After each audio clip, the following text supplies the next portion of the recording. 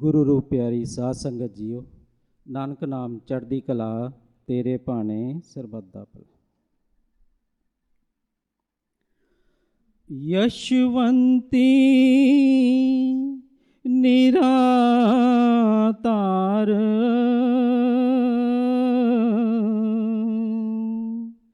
ताम पहला सुनो अर्जोई, दीन दयाल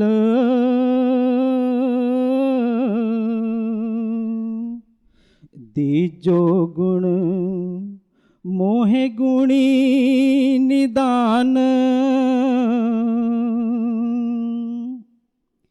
सेवा सिदक दीजे मन को,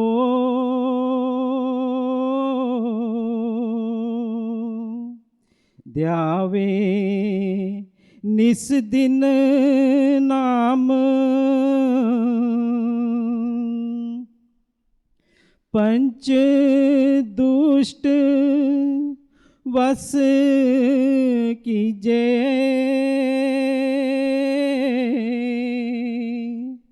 हृदय करो प्रभ वास, चरण प्रीत दीजे जन को,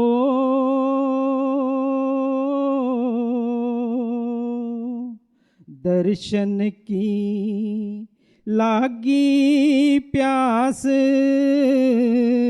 यकीन, सुनो अर्जोई दीन दयाल,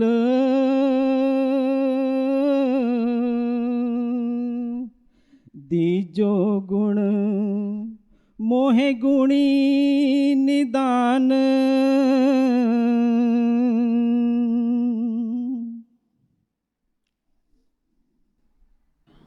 गुरु स्वरूप प्यारी साध संगत जीओ, नानक नाम चढ़दी कला, तेरे भाने सरबत दा भला। साध संगत जीओ, अज जो अमावस का दिहाड़ा है, अमावस के इस उच्चे सुच्चे दिहाड़े पे महाराज दर्शन दास जी की वाणी का मुख वाक आया है। महाराज दर्शन दास जी दीन दयाल किसको कह रहे हैं, ये सोचने वाली बात है, ध्यान रखने वाली बात है। जबकि उनमें से बहुत ही संगत को अलग अलग रूप में उस परमात्मा के दर्शन दीदार होते आए हैं। ये कह लीजिए जिनमें से हर रूप के दर्शन दीदार हुए हैं, संगतों को, प्रेमियों को, भक्तों को, वो सोचें कि वो आप कौन हैं। हुजूर ने कहा, सुनो अर्जोई दीन दयाल, दीजो गुण मोहे गुणी निधान।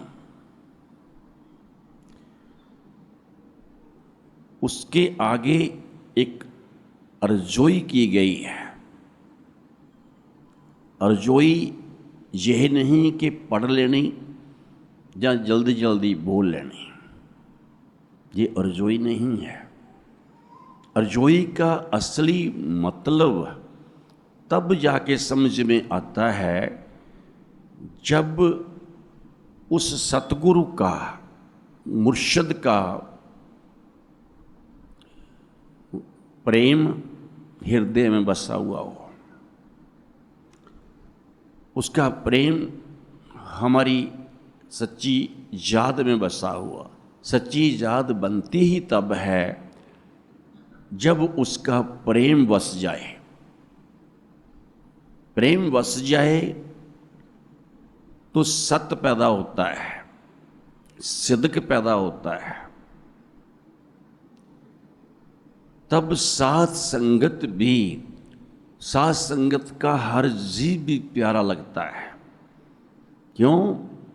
उस प्रीतम की याद में हो आप, उस प्रीतम की याद आपके हृदय में वास कर चुकी है। जिसकी याद वास कर चुकी है, समझो वहां प्रीतम वास कर चुका है। वैसे हुजूर कहा करते थे कि वो रहता नहीं है, कहीं वसता है। बेशक वास उसका जरे जरे में है, कण कण में है, हर जगह वास है। तभी उसको सर्वशक्तिमान कहा हुजूर ने,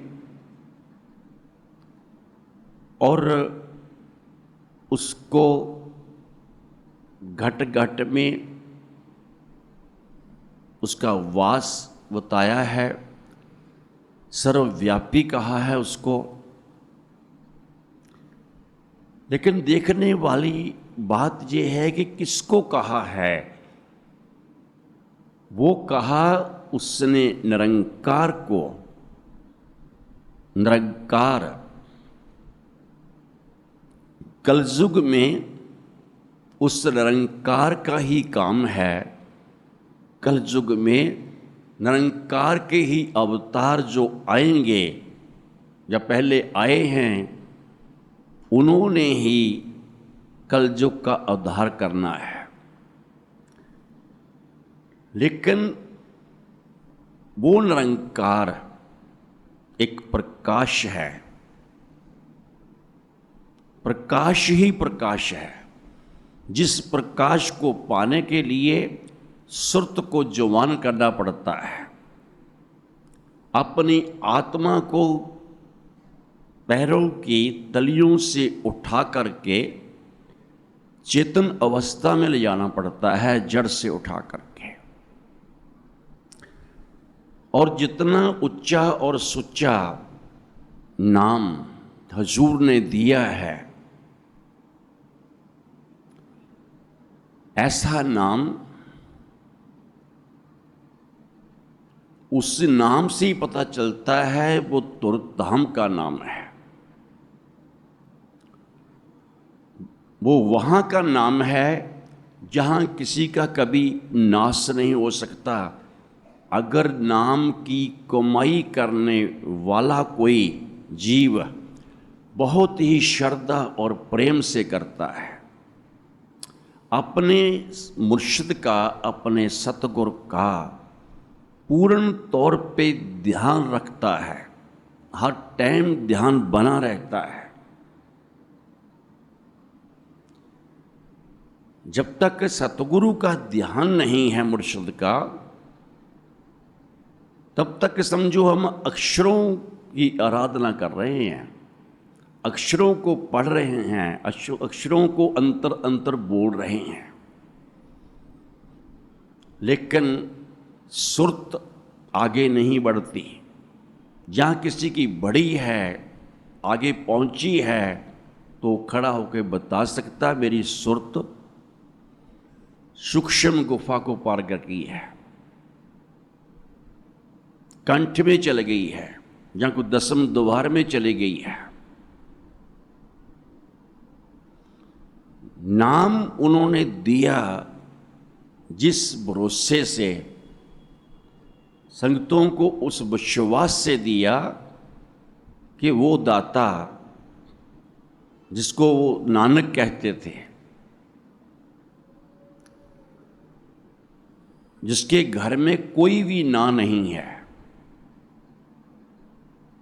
ये कहा करते थे कि मेरे नानक के घर में कोई ना नहीं है किसी भी किस्म की।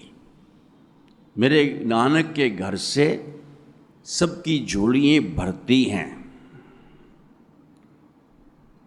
और भरती रहेंगी। उस नानक को कहते थे कि वो सर्वव्यापी है। नानक नाम उन्होंने निरंकार का नाम रखा है, जो हर जगह पे साथ है, जहां ना नुक्कर है ही नहीं। उस निरंकार के आगे ये अर्जोई की गई है। और अर्जोई जो करने वाले हैं, जैसे ऊपर बताया है, वो कुछ समय के लिए नहीं उसको याद करते, अपने काम धंधे के लिए ही नहीं याद करते, संसार की प्रॉब्लमें बताने के लिए ही नहीं याद करते। जब वो अंतर्जामी है, जब वो प्रकाशमयी है, उसको हम क्या बताते हैं? फिर क्या बताना होता है उसको? उसको सब कुछ मालूम है, सिर्फ हमें उसकी याद अपने अंतर रखनी है, हर वक्त रखनी है, हर समय रखनी है। वो गिले शिकवेों का आदी नहीं है, सुनने का आदी नहीं है। वो सिर्फ कर्म कमाने की बात करता है कि आप कर्म कमाओ। आप किसी भी काम को करते हो, उसका नाम लेके करो, उसी की याद में करो, वो है कर्म बनता है। आप बच्चों को वो सिखाओ, बच्चों के अंतर भी वो अवस्था बनाओ कि वो याद करें, जो बचपन से याद उनके हृदय में ठहर जाएगी, वो आखिर तक चलेगी, अंतिम श्वास तक चलेगी। अंतिम श्वास के टाइम वो अपने आप खड़ा हो जाएगा आकर के। असल अर्जोई जो महाराज ने कहा, हम लोगों को वो अर्जोई करनी चाहिए, वो सोच के अर्जोई करनी चाहिए कि हम अर्जोई जिसके आगे कर रही हैं उसके घर में कोई कमी नहीं है। हमारी सोचें छोटी हो सकती हैं, उसके भंडार छोटे नहीं हैं। वो बहुत बड़ा भंडार रखता है। कहीं भी दुनिया, जहाँ जहाँ दुनिया है, देशों प्रदेशों में, जहाँ भी कोई याद करने वाला है, उसका नाम जपने वाला है, उसका ध्यान करने वाला है, वहाँ पे ही उसका दाता उसकी फरियाद को सुनने वाला है और पूर्ण करने वाला है। इसीलिए उसको सर्वव्यापी कहते हैं। सुनो और जोई ये क्या है? ये तो असल में हम लोगों के लिए उन्होंने समझाया कि ऐसे अर्जोई करा करो। जिसको हृदय में बसा लिया, जब तक वसा नहीं है तब तक अर्जोई है, जब तक वो 10वें द्वार में या सचखंड में है तब तक अर्जोई हम लोग करते हैं। जब हमारा विश्वास, हमारा प्रेम, हमारी श्रद्धा बहुत उत्तम हो जाएगी, हमें अर्जोइयाँ करने की ज़रूरत नहीं पड़ेगी। फिर तो एक ध्यान करने की, जब ध्यान कर लिया, ध्यान लग गया उसकी तरफ, फिर बाकी बात कुछ भी कहने की नहीं रहती। क्यों? क्योंकि वो सर्वव्यापी ने सब कुछ देखा हुआ है, सब जानता है। जो हमारे को जन्म देने वाला है, जो हमारा लेखा जोखा लिखने वाला है, हमारे लेखों के अंतर उसने क्या लिखा क्या वो नहीं जानता? हमारे ऊपर क्या बीतेगी क्या वो नहीं जानता? वो सब जानता है। और हमारे साथ दुनिया के अंदर क्या होगा क्या वो नहीं जानता? हमारे ऊपर जहां जहां भी हम कुछ भी करते हैं उसको कर्म में बदल दें, उस काम को कर्म में बदल दें। उन्होंने जुक्ति दी है कि अपने सतगुरु का नाम लेके कोई काम करो, सतगुरु की भाईवाली या साझेदारी उसमें अपने आप हो जाती है। उसको याद करके करते हैं, वो भाईवाल हो जाते हैं, बीच में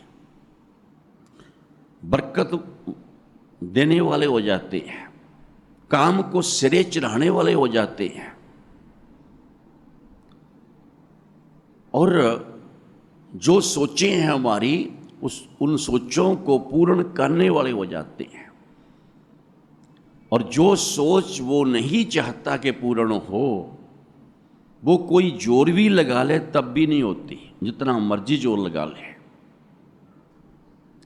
क्योंकि जो नाम लेवा सेवक के लिए जो सोच फायदेमंद है, ऊंची है, सुची है, आध्यात्मिक है, सुरत को बुलंद करने वाली है, सुरत को अनहद नाद के साथ जोड़ने वाली है, अपने सतगुर के साथ जोड़ने वाली है, वो उस सोच को देखता है और उस सोच के साथ साथ चलता है, उस सोच के साथ खड़ा है कह लो, उससे पीछे नहीं है वो। लेकिन हमारा प्यार वो नहीं है। हम सब अपने अपने अंदर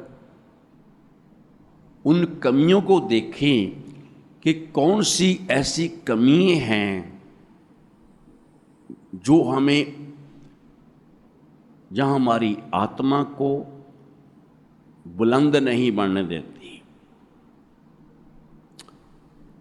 ऊपर नहीं जाने देती। ऐसी कौन सी कमी हैं जो हमें गिराती है। चिंता उसको होती है कि उसका ध्यान करने के बाद भी अगर जीव की सुरत आगे ना चले तो वो उसको चिंता होती है।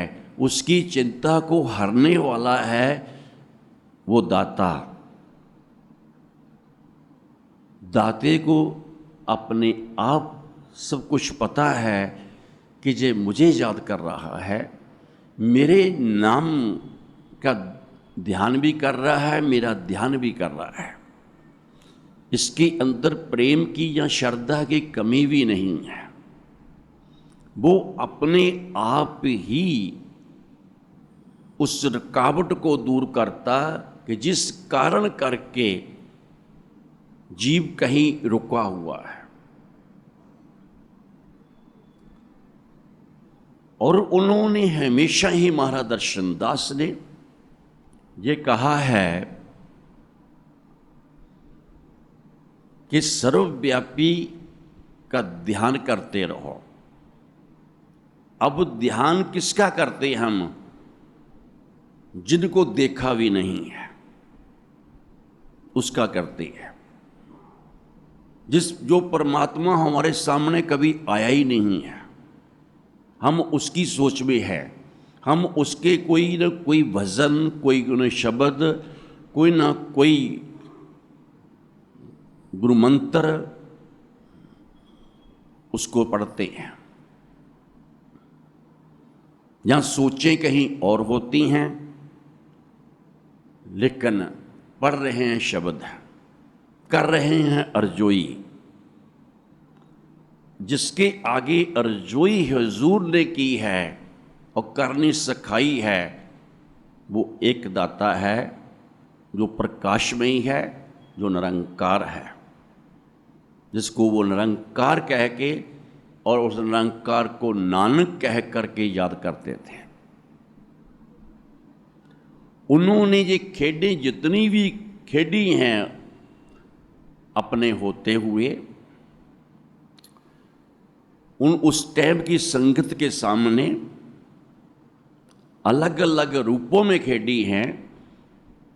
अगर फिर भी हमें विश्वास ना हो, फिर भी हम सोचें कि वो चला गए हैं, वो कहीं नहीं गए, वो हर जगह पे हैं। बस सिर्फ याद करने का हम तरीका याद करने वाला वो शुद्ध कर लें, ठीक कर लें। अर्जोई को तो उसने दी है, वो जानते हैं। जिनको दी है उनके अंतर अर्जोई करने की कला होनी चाहिए। भाई अंतर ध्यान में उसको रख के फिर अर्जोई होती है। ये करनी भी है अर्जोई आध्यात्मिक तरक्की करने के लिए या संसारी रुकावटों को दूर करने के लिए, तब जाके अर्जोई परवान होती है और हमें फायदा होता है। ये सिर्फ अर्जोई करनी है, फटाफट कर दी, उसका कोई खास लाभ नहीं होता। मन को तसल्ली देने के लिए कहते हैं ना, गालब मन को बहलाने के लिए गालब ख्याल अच्छा है। जिस ख्याल में वो ही नहीं है, सतगुर ही नहीं है, तो सुनेगा कौन अर्जोई, पूरी कौन करेगा? अपने उस सतगुर को, अपने महबूब को, अपने दाते को, अपने उस मतलब कि सर्वव्यापी को कैसे रिझाना है, वो रिश्ता है जब हमारा संगतों का, सबका आपसी भी प्यार होता है, आपसी भी एक ऐसा दुलार होता है, ऐसी लगन होती है, मिलने की चाहत होती है। जैसे महाराज को सवाल किया था किसी ने, हमें याद है कि उस टाइम महाराज हर टाइम ही रब्बी मौज में होते थे। वो किसी ने कहा कि महाराज जी, जब आप कभी बटाला चले जाते हो, इंग्लैंड चले जाते हो, काफ़ी समय तक आते नहीं हो, तो उस टाइम आपके दर्शन करने हो तो कैसे किए जा सकते हैं? उन्होंने एक जवाब दिया और वचन दिया है।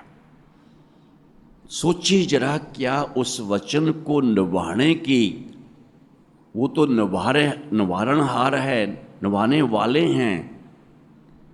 हमने उस वचन को निभाने की कोशिश की, हमने अपनाया उस वचन को, हमने उनके दर्शनों की चाहत रखी। हमारे अंतर क्या वो प्रेम, वो तड़फ है, वो बिरहा है हमारे अंतर? अगर प्रेम होगा बहुत ज्यादा तो तड़फ भी आएगी, बिरहा तभी आएगी, तभी जाके बिरहा वाला प्रेमी उसके घर में बैरागी बनेगा।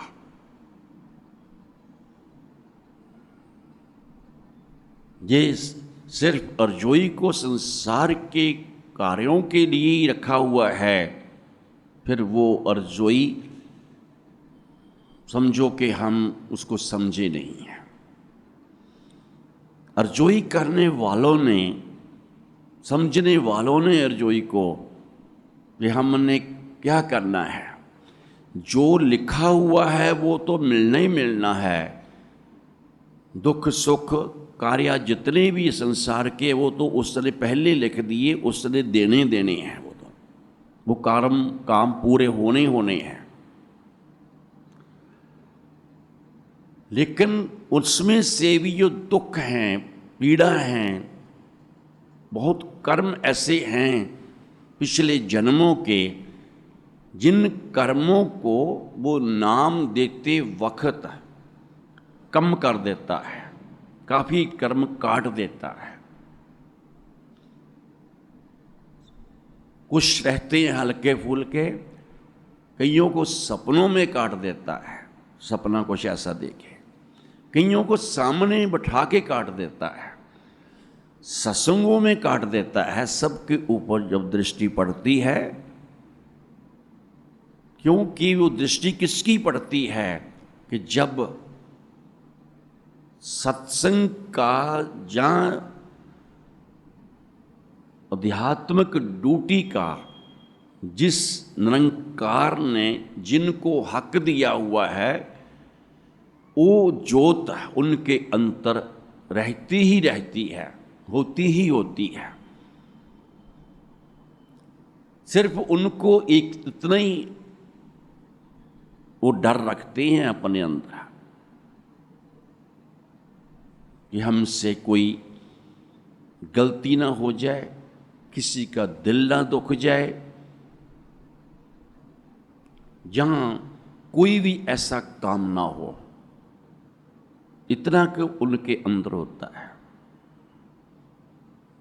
बाकी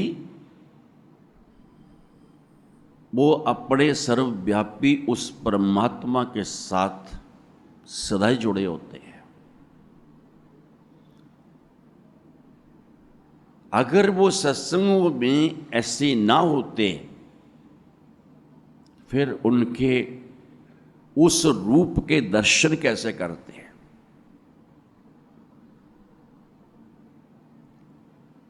हम पहले भी मेरा ख्याल 2-4 बार शुरू से लेके अब तक बता चुके हैं, जबकि कोई बार बार बात नहीं करनी चाहिए, पर अगर कोई नोट करे और विश्वास बनाए उस सतगुरु के ऊपर, तो हम कहते हैं कि भला ही होगा, किसी का फायदा होगा। फिर तो वो सत्संग में जब बैठते थे वो नहीं होते थे। उनका तो शरीर सिर्फ हल्का हल्का दिखता था, उसका रूप, वरना जो जिसको हमने निरंकार कहा और प्रकाशमयी कहा, उस प्रकाश ने ढका होता था। उनके रोम रोम से प्रकाश ही प्रकाश होता था। लेकिन जब हमारी सब सोचें उनको समर्पण हो जाएंगी, अपने अंदर कोई सोचे नहीं रखेंगे, उनको समर्पण है, जो खुद आप सतगुरु वो परमात्मा सर्वव्यापी है, उन्हीं को समर्पण है, जो प्रकाशमयी है।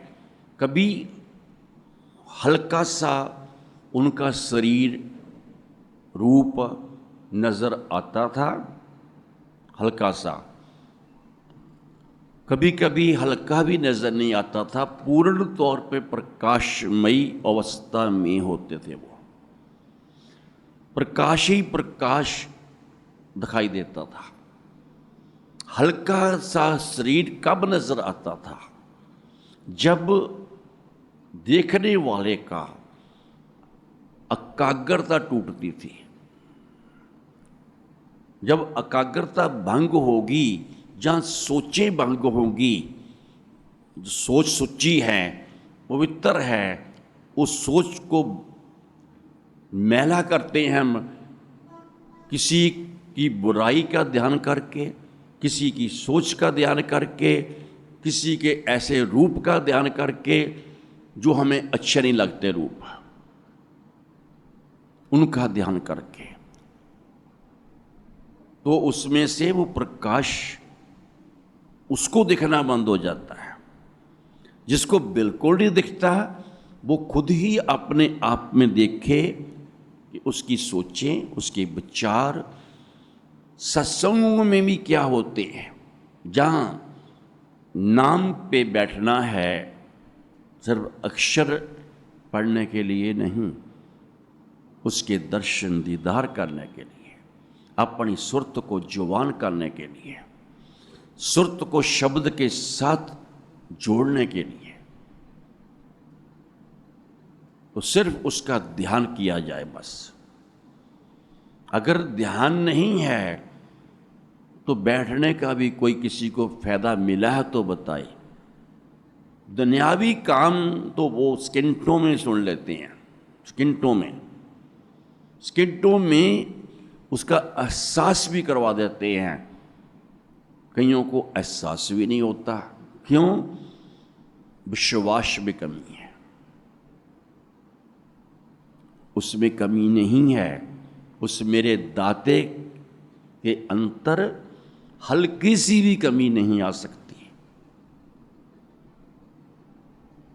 सारी दुनिया भी कीचड़ लेके ना, अगर राक्षसवादी लोग जो कीचड़ लेकर के भी अगर ऊपर के ऊपर फेंकना शुरू करें, तब भी वो बैले नहीं हो सकते। सूरज के ऊपर कीचड़ फेंको, वो अपने ऊपर ही गिरता है, किसी के ऊपर नहीं गिरता। बाबू उसके ऊपर नहीं गिरता, सूरज के ऊपर नहीं गिरता, वहां तक पहुंचता ही नहीं है। ये कई ऐसे फकीर देखे हमने जो महाराज के पास आए, जिनको अगले जन्मों तक जानवरों का भी पता था कि ये डॉगी जो है ये पिछले जन्म में कौन था, इसने कितनी भक्ति की थी कि जहां आया। हमने एक दिन कहीं बैठे बैठे वो बात करी थी कि वो फकीर आया, आकर के लंगर घर में बैठा है। हम लंगर खा रहे थे और थोड़ी देर बाद खा लिया। वहाँ राजू नाम का कुत्ता ही बैठा था। उसको देख के कहता कि ये कुत्ता नहीं है, हमने जानबूझ करके ये कहा कुत्ता ही तो है, और क्या है, ये दिखने में कुत्ता ही लगता है, दिखता है, आप क्यों कह रहे हो कुत्ता नहीं है? उसने अभी महाराज के दर्शन नहीं किए थे, क्योंकि महाराज ने सत्संग के टाइम आना था। कहने लगा कि नहीं, जो जहां के महापुरुष हैं, संत हैं, ये पिछले जन्मों का उनका भगत है।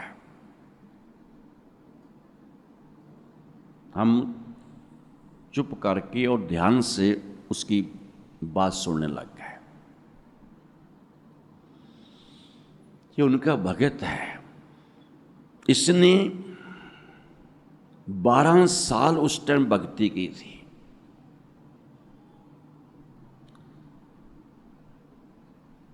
लेकिन थोड़ा सा इससे ऐसी गलती हुई,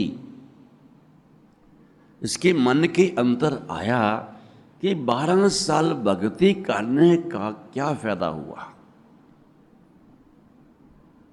कि ये तो कुछ देते ही नहीं है, करते नहीं है कृपा।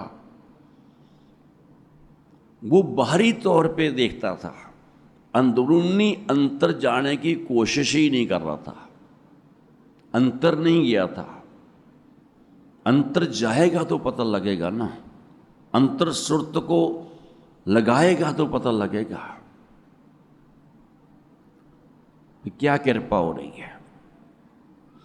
जब सोच ही एक नखरे वाली है, सोच ही एक स्वार्थ वाली है, तो क्या पता चलेगा। उस सोच में डूबा हुआ है। सोच जब सिमरन में बैठो, सत्संगों में बैठो, कोई सोच नहीं होनी चाहिए। अपने आप को न्यूट्रल कर लेना चाहिए। ये गाड़ी बैक गियर में है तो बैक गियर को उधर ही जाएगी, पीछे जाएगी। उस टाइम तो ड्राइवर लोग भी गाड़ी को न्यूट्रल करते हैं जब स्टार्ट करके आगे बढ़ानी होती है। फिर देखते हैं कौन सा गियर डालना है। नहीं तो होता क्या है कि किसी तरफ भी कुछ नहीं, सोच कुछ और है तो फिर कुछ नहीं है। इसी को कहते हैं कि साधु को मिलने जाइए, संग न लीजिए कोई। गुरबाणी कहती है किसी को साथ नहीं लेना चाहिए। उसका मतलब ये नहीं है कि पड़ोसियों को, बाल बच्चों को साथ ही लेना चाहिए या किसी और संगत को साथ ही लेना चाहिए, ये मतलब नहीं है। उस टाइम निंदा चुगली वाले विचार, भावनाएं ये समाप्त होनी चाहिए। जहाँ वकारों वाली स्वभावना ये खत्म होनी चाहिए। इनको साथ नहीं लेना, सिर्फ अपने सतगुरु को साथ लेना है। घर से चलते हैं तब भी उनकी याद में चलें, ताकि वो रास्ते में भी हर तरह रक्षा भी करेंगे। गुरु घर में पहुंचते हैं, सबके साथ के लगाव से, प्रेम से मिले। उन्होंने जो मुख वाक दिया है, नानक नाम चढ़दी कला तेरे पाणे सरवदा भला। एक कहे नानक नाम चढ़दी कला, दूसरा कहे तेरे पाणे सरवदा भला।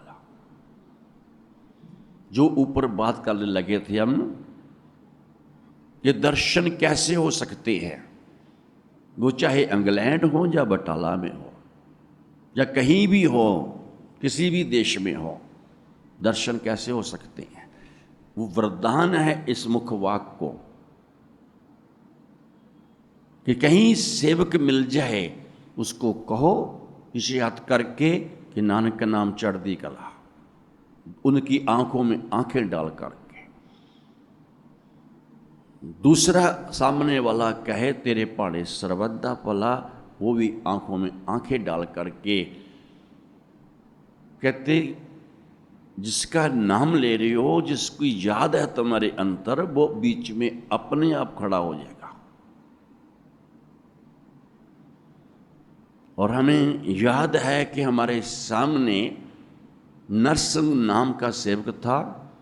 उसने कहा कि महाराज जी मैं शादरे गया हुआ था, आपकी याद सोच आपकी तरफ लगी हुई थी, लेकिन कहीं आप नजर नहीं। आगे जिस एक सेवक आया, मैंने आपका मुखवाक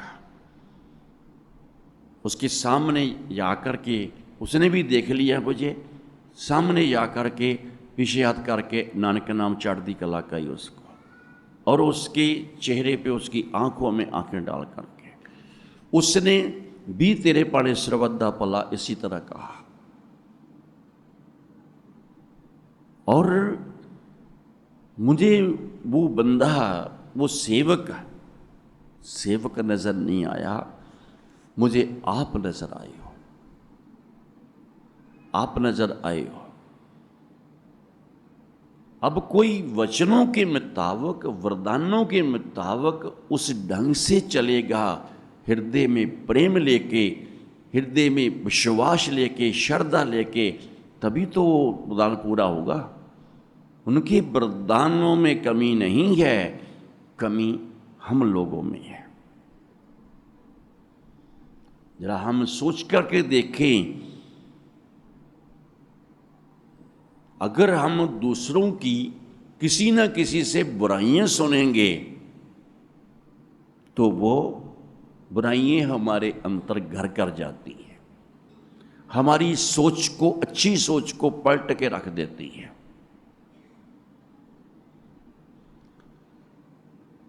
एक रब्बी अवस्था से तोड़ देती हैं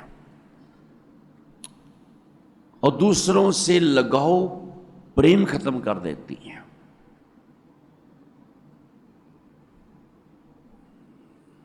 इसीलिए फरीद साहब कहते हैं, फरीदा बुरे दा भला कर, गुस्सा मन ना हंडाए, देही रोग ना लग गई, पल्ले सब कुछ पाए।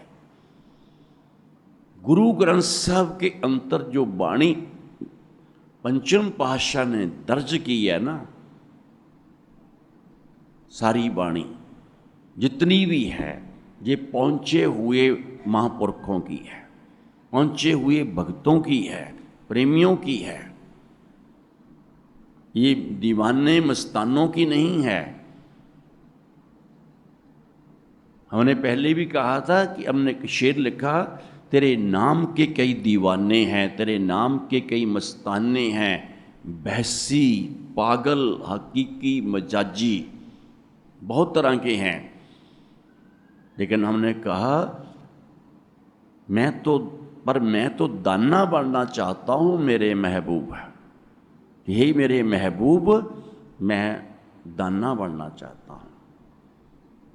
दाना भगत, दाना प्रेमी, दाना फकीर, दाना साधु संत सबसे उत्तम है। उत्तम महापुरखों की वाणी जो है वो गुरु ग्रंथ साहब के अंतर आई है। उच्चे सुच्चे महापुरखों की वाणी ऐसे नहीं आ गई। और संत वो है जिसके अंतर सत्य है, जो सत्य से जुड़ा हुआ है। संत वो है जो सिद्क रखता है और अपनी ड्यूटी को बड़े ही लगाव से अपने सतगुरु की याद में करता है,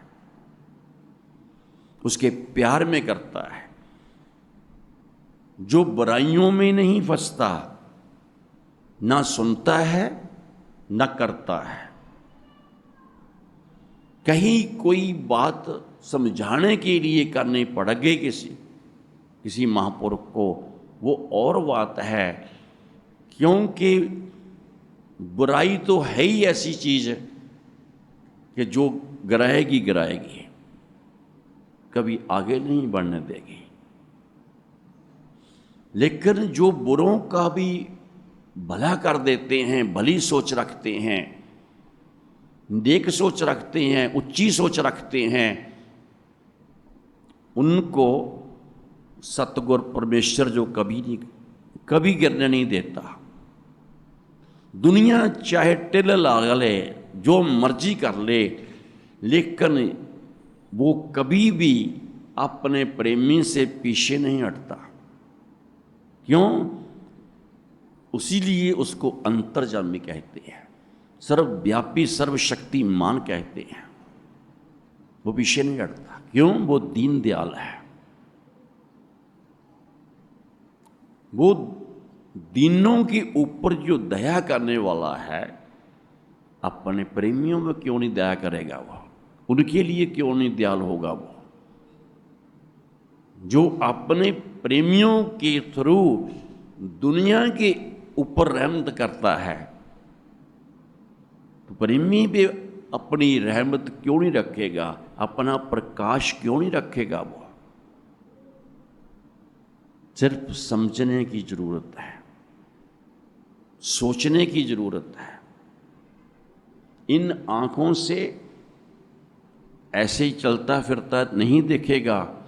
इन्हीं आंखों से दिखता उनको है जो इन आँखों में भी अपने अंतर सिर्फ उसी की छवि रखते हैं, उसी का स्वरूप रखते हैं, उसी की याद रखते हैं। फिर वो ऐसे लगेगा जैसे अभी सामने से निकल गए। जितना टकाव हो हमारा ज़्यादा होगा, उतनी उनकी रहमत ज़्यादा होगी, उतनी देर तक नजर आएगा। हमें वो याद है वो सत्संग जो महाराज जी करते थे, करते करते सारे सत्संग में ही सिर्फ प्रकाश ही था, उनका स्वरूप वैसे नजर नहीं आ रहा था। स्वरूप में से प्रकाश ही प्रकाश था बस, और कुछ नहीं। साथ में कोई सेवक बैठा था, वहां अंधेरा ही अंधेरा था, बाक लेने के लिए बैठा था, वहां अंधेरा था। तुलना में देखो, कोई बैठने वाला अपनी सोचों में होगा, बाहरी सोचों में होगा, लेकिन हुजूर उस निरंकार के साथ, उस प्रकाश के साथ अंतर से जुड़े हुए हैं और साथ में उसकी बात कर रहे हैं। ये शिक्षा जिन्होंने उन्होंने उस टाइम, एक नहीं एक ही टाइम, जब भी कभी वो सत्संग में बहुत लीन होते थे, करते करते समझो उनका वही स्वरूप होता था। इसलिए आध्यात्मिक रास्ते पे चलने वाले सेवक के अंतर हिम्मत आती थी। उनकी याद ही ऐसी है, उनका स्वरूप ही ऐसा है। इसलिए जिन्होंने उनको एकमिक देखा, परमात्मा को और महाराज दर्शन दास को, वो कभी भी किसी भी आफत से नहीं डरते। क्यों नहीं डरते? क्योंकि उनको मालूम है वो सर्वव्यापी है, बाल भी बांका नहीं होने देगा। कोई जो मर्जी करे, कोई दिक्कत नहीं है, क्योंकि वो देख रहा है, वो देखता है। ये है कि दुनियावी तौर पे ये नहीं कि दिक्कतें नहीं आती हैं, मगर अंतर खौफ नहीं आता। उसको कोई क्या मारेगा जो खुद अपने सतगुरु के आगे मरा हुआ है? उसको को क्या मारेगा? उसका क्या को बिगाड़ेगा? उसको क्या को गिराएगा जो अपने सतगुरु के चरणों में गिरा हुआ है? उसको दुनिया में कोई क्या गिराएगा? क्यों? उसकी अपनी कोई गर्ज नहीं है। ये गर्ज है वो आध्यात्मिक है, वो सिर्फ अपने सतगुरु को देखने की है, उनके दर्शनों की गर्ज है, और होनी भी चाहिए। लालच होना भी चाहिए, लेकिन अपने सतगुरु को पाने का लालच होना चाहिए। ये नहीं कि वो चले गए, शरीर गया है, वो कहीं नहीं गए, वो यही है। वो अपने दिए हुए वरदानों में भी हैं, वो सर्वव्यापी जरे जरे में भी है, कण कण में भी है।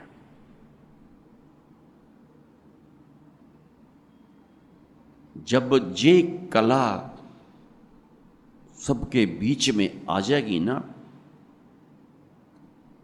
फिर जितनी दुनिया है उसका 3 हिस्से उस दुनिया के संगत में होंगे। 3 हिस्से, ये 100% है, या कह लो कि खरबों है, तो समझो चौथा हिस्सा ही उसमें बचेगा। लेकिन 3 हिस्से उसके प्रेमी होंगे, प्यारे होंगे।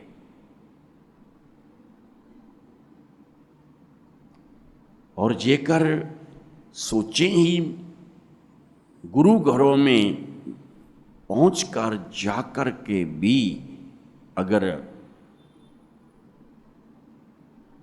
दुनियावी है तो समझो फिर उनको जरूरत क्या है गुरु घर में आने की। वो दुनियावी रहें, क्योंकि ये सोच पवित्र नहीं लेनी हो दाते की, तो फायदा क्या है। तारण वाला तार देगा, पार कर देगा। जैसे कोई कहे कि मैंने दिल्ली जाना है, दिल्ली तो बॉर्डर के पास भी है, वहां से शुरू हो जाती है। बॉर्डर पार करते ही वो वहां से बाहर से बॉर्डर पार करवा देगा कोई बंदा। लेकिन पार करना एक उस जगह पे पहुंचाना जहां दिल्ली असल में है, वहां पे। ऐसे ही कुछ लेना है तो फिर बस उनके हो जाओ। जिंदगी के अंदर एक ही जन्म में अगर पार उतरना है, अगर उस घर जाना है, फिर उसके शब्द के पीछे महाराज खुद कहते थे, गुरु शरीर नहीं है, गुरु शब्द है, नाम है। हम शरीर को गुरु समझते हैं, नहीं, उसका जो साक्षात रूप, प्रकाशमय रूप है, समझो कि वो देखे तो एक उच्चे सुच्चे गुरु की याद आती है, और वो याद कभी नहीं जाती। उस याद में बंद बंद कटा लिए उसके प्रेमियों ने, भक्तों ने, लेकिन कोई गिरा नहीं सका, कोई खत्म नहीं कर सका, कोई तोड़ नहीं सका। वो आज भी जिंदा है।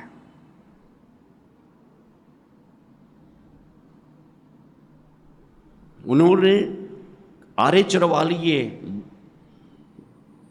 एक टुकड़े करवा लिए, लेकिन दर्द वो दाता जानता है कहां जाता है। जिसके अंतर हृदय में उसकी बिरहा, उसके दर्द उसका है ना, अपने सतगुर का दर्द है, उनके बाकी दर्द नहीं छूते।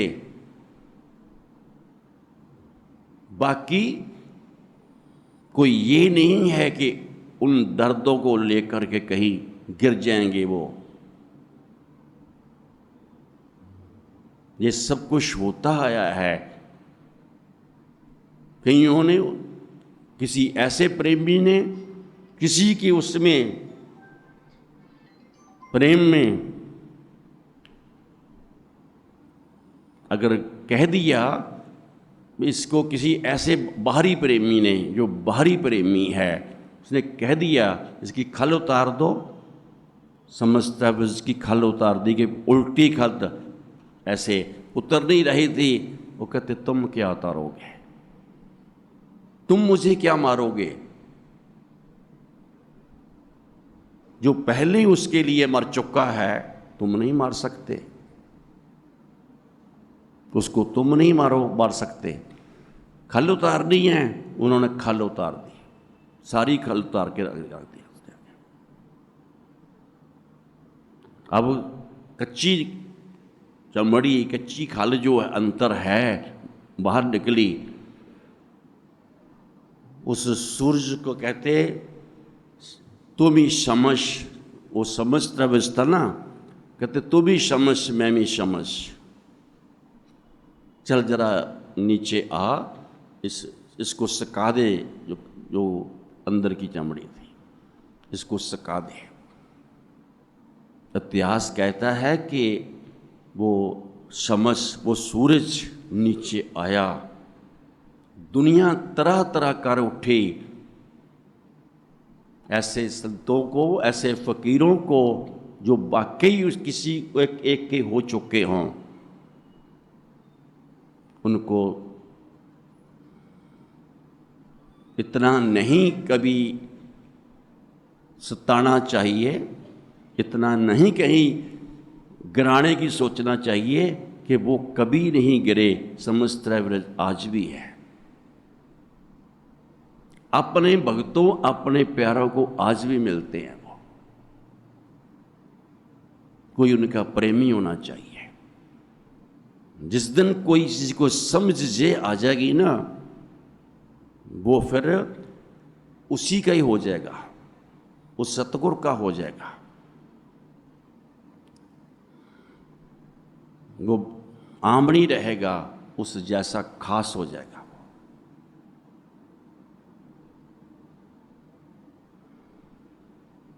शायद किसी ने दुनिया में कुछ खास देखा ही नहीं आज तक,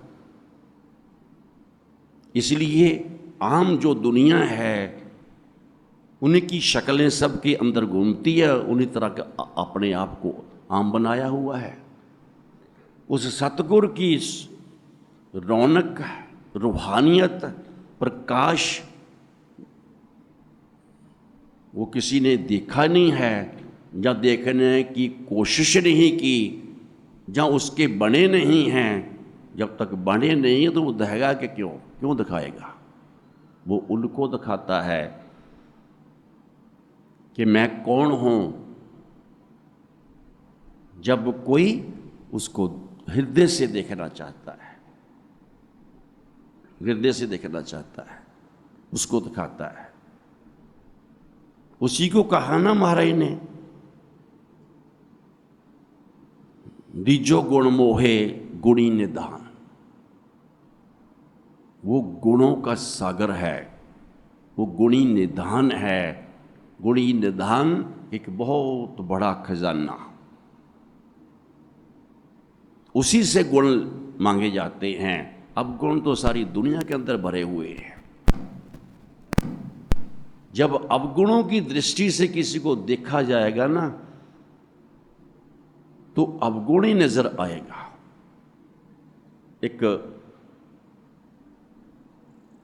फिर किसी की बेटी बेटी नजर नहीं आती, उसमें भी अवगुण नजर आता है।